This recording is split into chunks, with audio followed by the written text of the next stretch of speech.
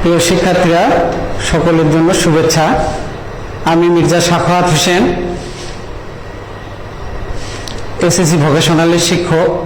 আমি তোমাদের আজকে দশম শ্রেণীর ইংলিশ 2 বিষয়ে আলোচনা করব।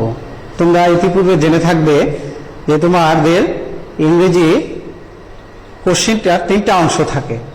প্রথম অংশ হলো পার্ট এ, দ্বিতীয় অংশ পার্ট বি, তৃতীয় অংশ হলো পার্ট সি। আমি আজকে তোমাদের পার্ট বি গ্রামার বিষয়টাতে যাব। প্রথমত গ্রামার বিষয়ে 6টি আইটেম তোমাদের থাকবে। প্রতিটি আইটেমে 6টি করে প্রশ্ন থাকবে এবং 4টির করে অ্যান্সার করলে আমরা 4×6 24 মার্কের অ্যান্সার করতে পারবো এবং গ্রামার বিষয়ে 24 মার্ক ফুল মার্ক। তো এই 6টি আইটেমের মধ্যে আমি তোমাদের আজকে ন্যারেশন শেখাবো। তোমরা ন্যারেশন ইতিপূর্বেই করেছো ক্লাস 8-এ। তো আমরা come to the legal point, আমরা কাজে যাই।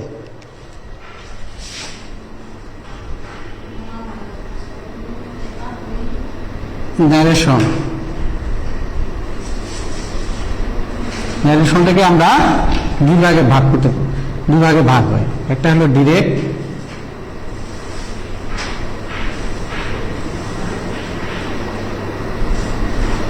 ন্যারেশন, আর একটা হচ্ছে ইনডাইরেক্ট ন্যারেশন।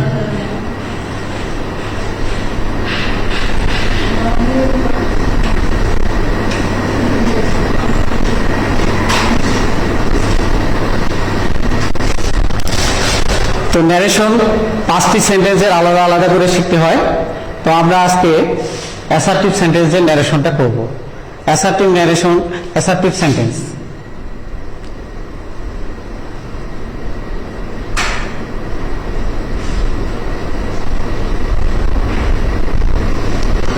অ্যাসার্টিভ সেন্টেন্সের ন্যারেশন করতে গেলে আমরা প্রথমে ন্যারেশন একটা লিখে এর অংশগুলো জেনে নিই।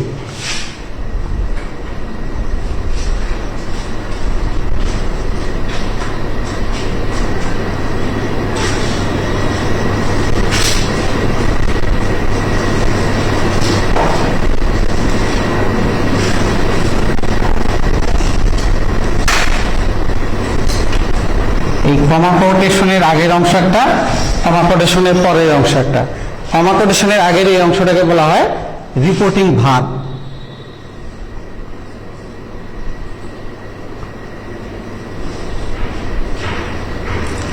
আর এই অংশটাকে বলে রিপোর্টেড স্পিচ।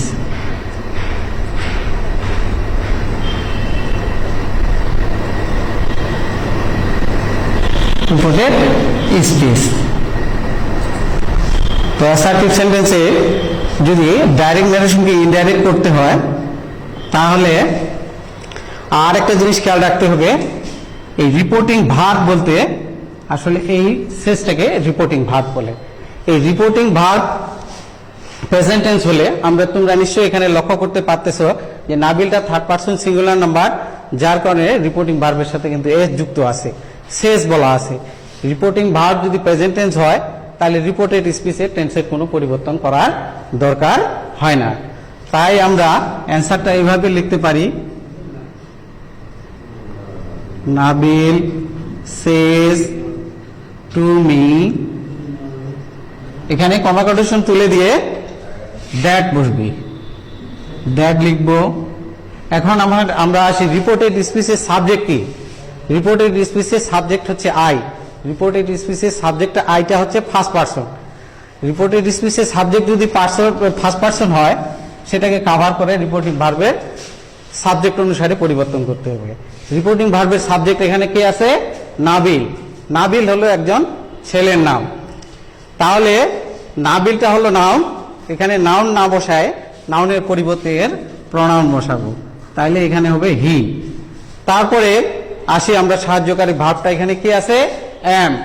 তো আমরা যখন এই সাবজেক্ট চেঞ্জ হয়ে গেছে তখন কিন্তু এই এমটা হির সঙ্গে আমরা বসাতে পারবো না, সাবজেক্ট অনুসারে সাহায্যকারী ভার্ব বসাতে হবে। তখন এখানে হয়ে যাবে he is busy. Reporting verb তাহলে প্রেজেন্ট টেন্স থাকলে রিপোর্টেড স্পিচের টেন্সের কোনো পরিবর্তন হবে না, এটা তোমাদেরকে খেয়াল রাখতে হবে। এরকম আমরা আরেকটা সেন্টেন্স দিয়ে যদি বুঝি,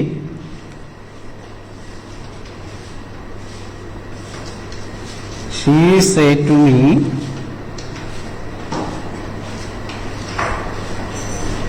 you are sick, তাহলে আমরা কি পাচ্ছি, এখানে রিপোর্টিং ভার্ব, সরি এখানেও রিপোর্টিং ভার্ব আমাদের কি প্রেজেন্ট টেন্স। তাহলে আমরা কি করব, রিপোর্টিং ভার্বের কোনো পরিবর্তন হবে না। Says to me comma quotation উঠে কি বসবে, দ্যাট। এখন আসো রিপোর্টেড স্পিচের এবারে কিন্তু সাবজেক্টে ইউটা হচ্ছে সেকেন্ড পারসন যদি হয় সেটা রিপোর্টিং ভার্বের অবজেক্ট অনুসারে পরিবর্তন হবে। এখানে রিপোর্টিং ভার্বের অবজেক্ট আছে কি, মি। এখন দ্যাটের পরে মিটাকে আবার সাবজেক্ট করতে হবে। তোমরা নিশ্চয়ই ইতিপূর্বে এগুলো শিখেছ, মিকে সাবজেক্ট করলে এটা কি হয়ে যায়, আই হয়ে যায়। আই যখন হয়ে যাবে, রিপোর্টেড স্পিচের যখন দ্যাটের পরে আই হয়ে গেল, তখন আর আয়ের সাথে আর বসবে না, আয়ের সাথে কি বসবে, এম বসবে। কারণ টেন্সের কোনো পরিবর্তন হবে না, সাবজেক্ট পরিবর্তন হওয়ার কারণে অক্সিলারি ভার্বটা সাবজেক্ট অনুসারে বসবে, আই এম সিক। এবারে আমরা চলে যাব রিপোর্টিং ভার্ব যদি পাস্ট টেন্স হয়। রিপোর্টিং ভার্ব যদি পাস্ট টেন্স হয় তাহলে রিপোর্টেড স্পিচে কিছু পরিবর্তন আসে, সেই পরিবর্তনগুলো আমরা লক্ষ্য করি।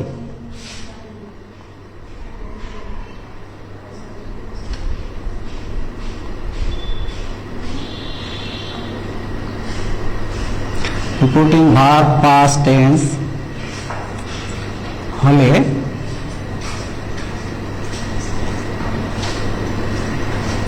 রিপোর্টেড স্পিচে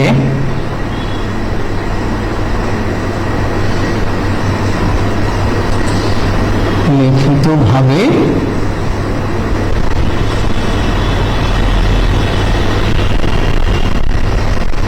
বর্তন হয়।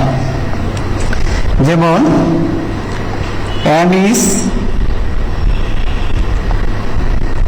আর থাকলে হবে ওয়াজ বা war.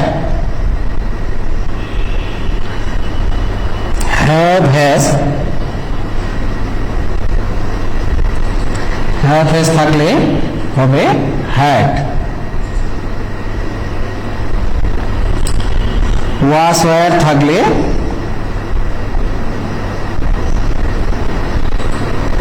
Had been. Shall will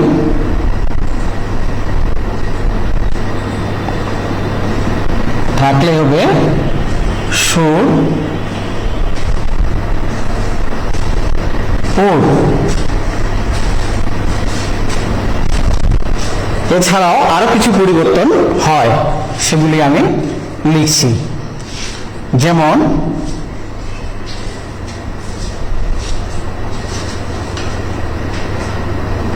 এগুলো থাকলে বিফোর, দিস থাকলে দ্যাট, নাও থাকলে দেন, টুডে থাকলে that day,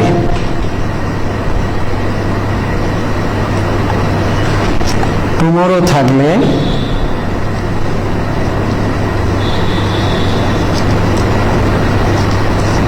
the next day,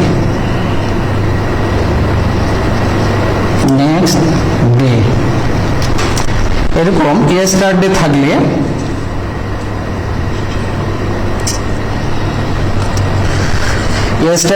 হবে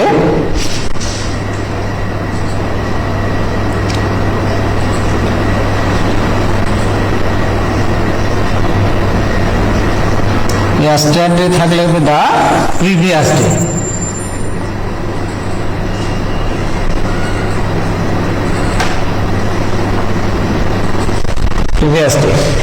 এই জিনিসগুলো যদি লক্ষ্য করবে তোমরা রিপোর্টিং ভার্ব যদি পাস্ট টেন্স হয় তাহলে এই নিম্নলিখিত পরিবর্তনগুলো তোমাদের করতে হবে। এছাড়াও তোমরা বাড়িতে বইয়ের মধ্যে দেখতে পাবে আরো অনেক শব্দ লেখা আছে, সেগুলো তোমরা শিখে নেবে।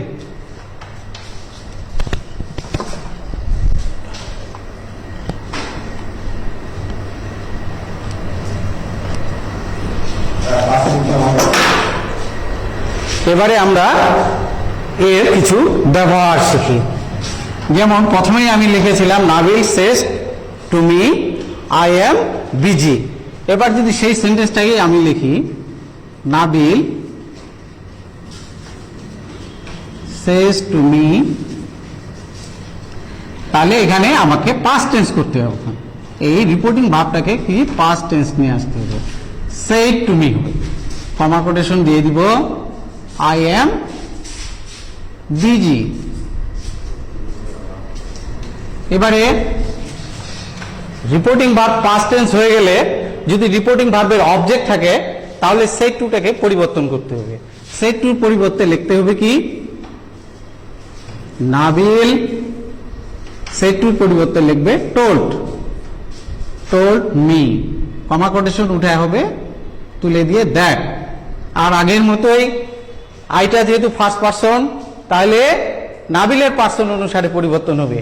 নাবিলের পরিবর্তে কি হবে, প্রনাউনটা বসবে হি, আর নিচে লিখে দেওয়া আছে এম ইস আর থাকলে ওয়াস অথবা ওয়ার হবে। হিটা যেহেতু থার্ড পারসন সিঙ্গুলার নাম্বার তাহলে তার সঙ্গে বসবে ওয়াস, হি was busy.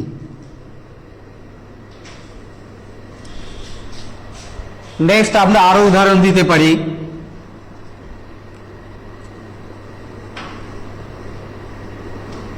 He said to me,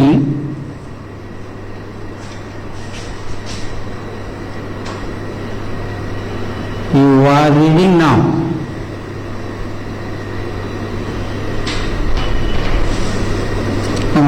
close.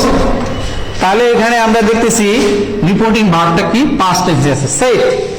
সেই ক্ষেত্রে আবার আমরা হি টোল্ড মি। শিক্ষার্থীরা অবশ্যই খেয়াল রাখবে টুটা বসানো যাবে না। কমা কোটেশন অ্যাসার্টিভ সেন্টেন্সে কমা কোটেশন তুলে দিয়ে প্রত্যেকেই ক্ষেত্রে কি বসবে দেখ। এখন আসো এবারে কিন্তু রিপোর্টেড স্পিচের সাবজেক্ট কিন্তু আমরা পেয়ে গেছি সেকেন্ড পারসন। ইতিপূর্বে আমরা দেখেছিলাম সেকেন্ড পারসন হলে রিপোর্টিং ভার্বের সাবজেক্ট অবজেক্ট অনুসারে পরিবর্তন হয়। রিপোর্টিং ভার্বের অবজেক্ট এখানে কি আছে, মি আছে। দ্যাটের পরে সেটাকে মিকে সাবজেক্ট করলে আই হবে। আবার আমরা এমিসার থাকলে ওয়াস ওয়ার। তাহলে কি হবে, আই এর সঙ্গে আইটা যেহেতু সিঙ্গুলার নাম্বার তাহলে এর সঙ্গে আসবে ওয়াস রিডিং। শুধু এই জায়গায় পরিবর্তন করতে হবে। আর নাও থাকলে আমরা এখানে লিখছি নাও থাকলে কি হয় দেন। এই জিনিসগুলো টুকিটাকি জিনিসগুলো যদি খেয়াল রাখতে পারো তাহলে তোমাদের ন্যারেশন ভুল হবে না। এটা সবসময় খেয়াল রাখতে হবে কোন জায়গায় কি পরিবর্তন হবে। এবারে আচ্ছা, he said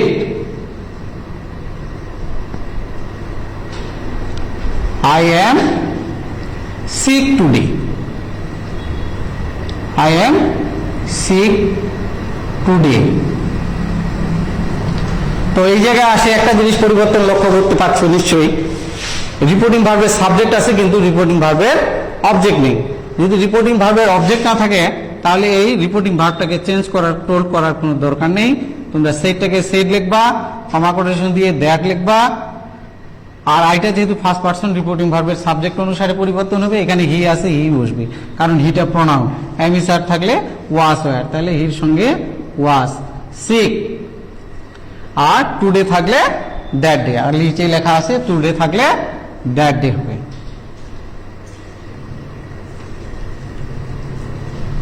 দ্যাট ডে। এই জিনিসগুলো তোমরা বারবার লক্ষ্য করবে, তাহলে এটা তোমাদের বইয়ের মধ্যে অনেক বই পড়লে বুঝতে পারবে যে অনেক জায়গায় তোমাদের এগুলি ছক আকারে দেওয়া আছে এগুলি, সেগুলা তোমরা বাড়িতে আবার পড়বে, তাহলে এগুলা তোমাদের খেয়াল থাকবে। তো আজকে এই পর্যন্তই। আমরা একটা বৈশ্বিক মহামারীর মধ্য দিয়ে যাচ্ছি। তোমরা নিজেই স্বাস্থ্যবিধি মানবে, স্বাস্থ্য সচেতন হবে। এবং সুনাগরিক হিসেবে গড়ে উঠবে বলে এই আশা ব্যক্ত করে আজকের জন্য আমি এখানেই শেষ করছি।